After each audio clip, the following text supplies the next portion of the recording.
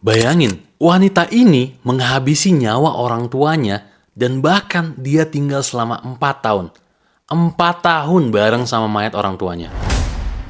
Cerita ini dimulai sama wanita ini, Virginia. Nah, si Virginia ini hidup sama kedua orang tuanya, John sama Louis, di rumah mereka di Inggris. Nah, si Virginia ini saat ini berusia 32 tahun. Mereka itu akrab banget. Jadi hubungan Virginia sama orang tuanya itu baik-baik aja. Nggak ada drama besar. John sama Louis itu adalah pensiunan. John itu pernah bekerja sebagai dosen di salah satu universitas. Nah, si John sama Louis ini, itu mereka adalah pasangan parubaya yang hidup biasa-biasa aja. Tapi ada satu masalah besar di keluarga mereka. Si Virginia ini, itu dia ketagihan judol. Jadi judol tuh nggak cuma ada di Indonesia. Di luar negeri pun orang-orang ketagihan judol. Nah, judol ini, itu ngebuat Virginia itu terjerat utang yang sangat besar. Total utangnya saat itu udah mencapai sekitar 21.000 pound sterling atau sekitar 467 juta rupiah. Dan itu tuh duit yang banyak banget. Virginia tahu, cepet atau lambat, dia tuh harus bayar utangnya ini. Dan dia tahu, dia tuh nggak akan mampu. Jadi dia tuh mulai melakukan hal-hal kriminal. Dia mulai mencuri uang dari orang tuanya. Awalnya, dia itu ambil kartu kredit bapaknya dan menggunakannya tanpa izin. Tapi lama-lama, dia tuh jadi makin berani. Dia mulai mengajukan pinjaman atas nama orang tuanya. Dia mengambil uang pensiun orang tuanya secara diam-diam. Tapi ya, semua uang itu ludes buat nutupin utang judinya yang terus menumpuk. Lalu Virginia sadar, kalau sampai orang tuanya tahu tentang utangnya ini, mereka tuh bakal hancur banget. Mereka itu bakal kecewa dan pasti marah besar sama Virginia. Nah, si Virginia ini itu cewek yang egonya tuh tinggi banget. Dia itu lebih takut malu dikonfrontasi sama orang tuanya daripada tindakan kriminalnya dia. Sekarang waktu tuh terus berjalan dan utangnya itu terus nambah. Cepet atau lambat, tagihan-tagihannya itu bakal datang dan orang tuanya itu pasti bakal tahu. Nah, Virginia ini nggak mau itu terjadi. Dia itu nggak mau menghadapi konsekuensi dari perbuatan dia. Jadi, Virginia ini membuat sebuah keputusan yang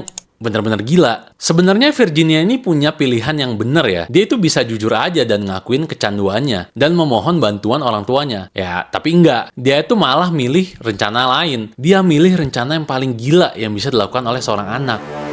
Ya, menghabisi kedua orang tuanya.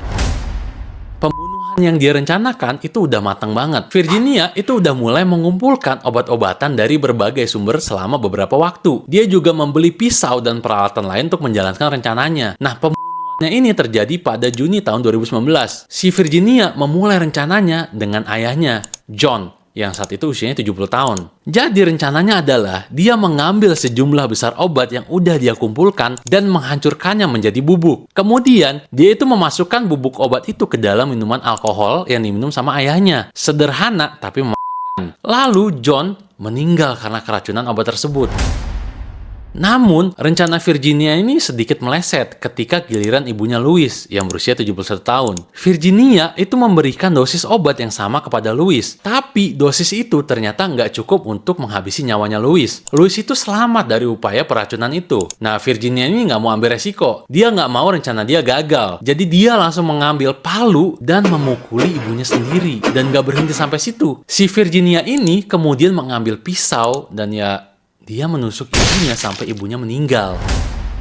Setelah pembunuhan sadis itu, masalah baru muncul. Gimana caranya menyembunyikan dua mayat di rumah yang sama di tempat dia akan tinggal? Di sini, Virginia itu ngelakuin hal gila lainnya. Dia itu ngebangun tempat persembunyian untuk kedua orang tuanya. Jadi pertama, dia itu mengurus ayahnya, John. Dia ngebangun makam buatannya sendiri untuk si John. Dia menggunakan semacam batako dan kantong tidur untuk membangun struktur itu di kamar tidur atau ruang kerja ayahnya di lantai dasar. Lalu kedua, dia mengurus ibunya, Louis. Nggak kayak si John, ayahnya yang dia buatkan sesuatu. Nah, kalau ibunya ini, dia tuh cuma ngebungkus jasad ibunya dengan kantong tidur dan menyembunyikannya di dalam lemari pakaian di lantai atas rumahnya dia. Bayangin, dia tuh hidup bersama jasad kedua orang tuanya itu selama 4 tahun. Dan selama 4 tahun itu, Virginia ini terus mengambil uang pensiunan dan tunjangan milik John sama si Louis. Dia juga terus menguras kartu kredit mereka. Dia mencuri identitas dan uang orang tuanya yang sudah meninggal untuk menopang gaya hidupnya dia. Untuk memastikan memastikan kejahatannya aman, Virginia ini harus terus berbohong ke semua orang. Setiap kali ada keluarga, teman, atau bahkan dokter yang bertanya mengapa mereka itu nggak pernah melihat John sama Louis lagi, Virginia ini selalu punya jawabannya. Dia sering bilang bahwa orang tuanya itu lagi nggak enak badan, atau lagi liburan ke suatu tempat. Dan dia ini ngebuat kebohongan-kebohongan ini itu terdengar sangat detail. Beruntungnya dia juga, tahun 2020, pandemi COVID-19 itu terjadi. Dan dia menggunakan pandemi COVID-19 itu sebagai senjata ampuh. Dia berusaha keras untuk menjauhkan semua keluarga dan teman-temannya dari rumahnya selama pandemi dan tahun-tahun berikutnya. Virginia ini memanfaatkan situasi ini untuk menutupi fakta bahwa ada 2 mayat di dalam rumah. Nah, orang tuanya si Virginia ini, itu mereka tuh punya janji rutin dengan dokter umum mereka. Tapi, Virginia ini terus membuat alasan dan membatalkan janji-janji itu selama bertahun-tahun. Dan disinilah awal dari kehancuran Virginia.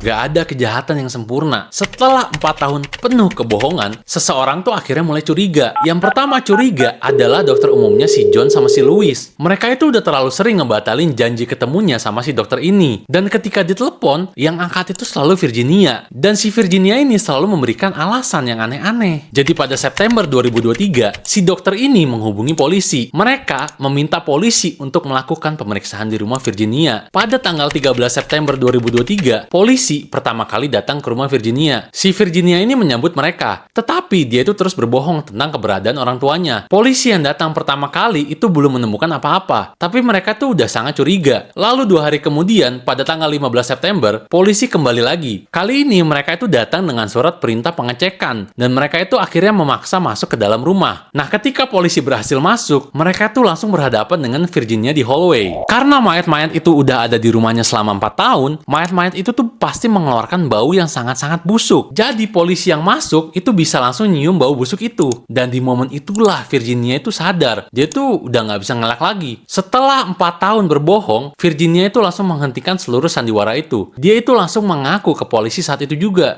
Say what you are. Say what you are. Say what you are. Shows.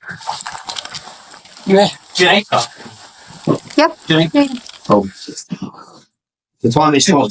John Jonathan murder against Jonathan Culloch and Lars McCulloch. Okay, just say anything, but in my common sense, do not I just mention take my when question social support anything to do with the difference. Okay?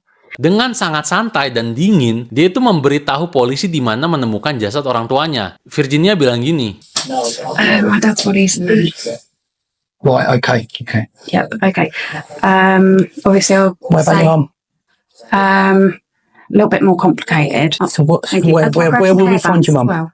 Where will we find your mum? Okay, so upstairs there are about 5 wardrobes. Yep. It's behind the bed, but back next to the sink.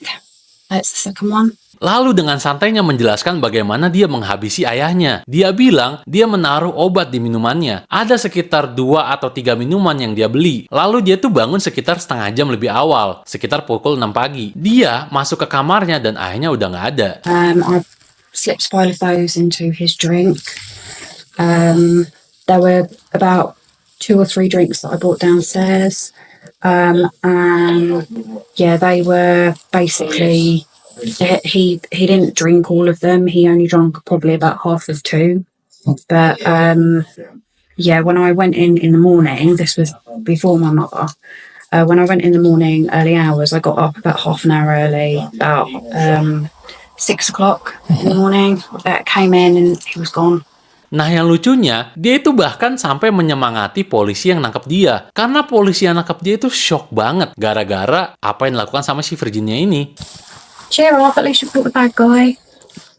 Nah, si Virginia ini emang aneh ya. Ngapain dia capek-capek bohong ke orang-orang pas dia udah menghabisi nyawa orang tuanya. Sementara pas ditangkap, dia pasrah banget. Sampai bisa ngejokes lagi. Anyway, Virginia itu langsung ditangkap di tempat dan setelah ditangkap, Virginia tuh terus ngaku. Dia juga memberitahu polisi di mana dia menyembunyikan palu yang dia gunakan untuk memukuli ibunya. Dia bilang gini, palu itu ada di bawah tangga. Palu itu tuh mungkin masih ada bekas darahnya. Dan mungkin palu itu tuh udah berkarat, tapi ya masih ada jejak darah. It's upstairs in the waiting room. Yeah, and it's in the middle with the brown carpet. against the wall, opposite the shelves. So there are two long white shelves. So opposite where that one is, that's where the knife is. Nah, penyelidik forensik mengkonfirmasi semua pengakuan dia. Mereka itu menemukan bahwa John meninggal karena keracunan, dan Louis meninggal karena kombinasi pukulan palu dan tusukan pisau. Lalu akhirnya, Virginia itu didakwa atas 2 tuduhan pembunuhan. Pada persidangannya di Chelmsford Crown Court pada Juli 2024, Virginia itu mengaku bersalah atas kedua tuduhan pembunuhan. Dan pada Oktober 2024, Virginia yang saat itu berusia 36 tahun dijatuhi hukuman penjara seumur hidup. Dan dia harus menjalani masa hukumannya selama 36 tahun sebelum dia akhirnya bisa mengajukan pembebasan bersyarat.